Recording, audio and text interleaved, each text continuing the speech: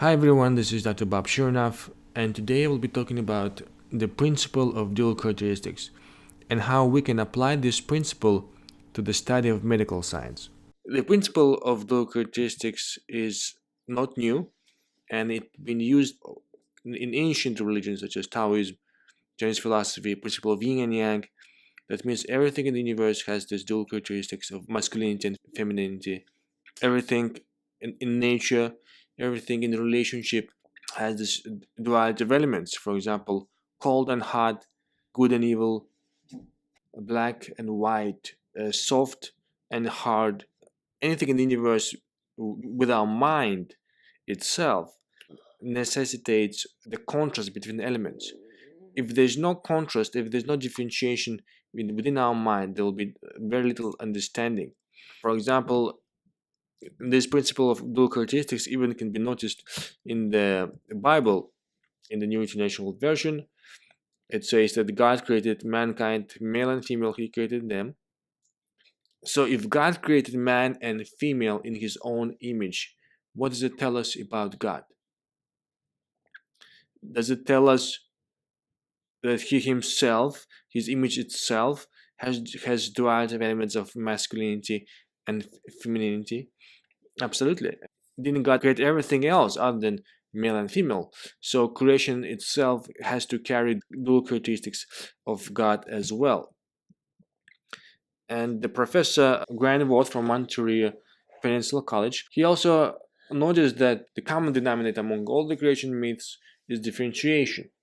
The differentiation only possible if undifferentiated unity divided and split into parts.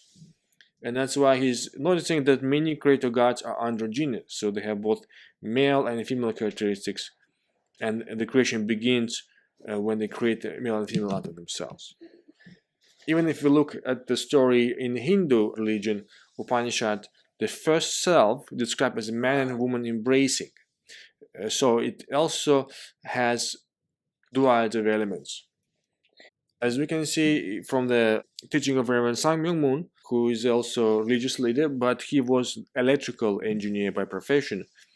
Everything has also the elements of masculinity and femininity, yin and yang, but also it has internal form and external nature. It's called sansang and hyongsang. Also within itself, every entity has relationship of subject object. So subject object, masculinity, femininity, positivity, negativity, internal nature, external form. Those are the dual characteristics that held within the subject. But how does this ancient principle can apply to the modern science?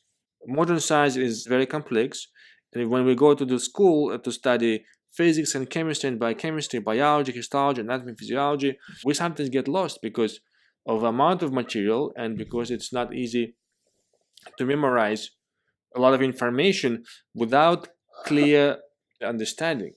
But the principle of dual characteristics allow us to bring different subjects together as philosophical concept. We will see in the future lectures how we're going to do that.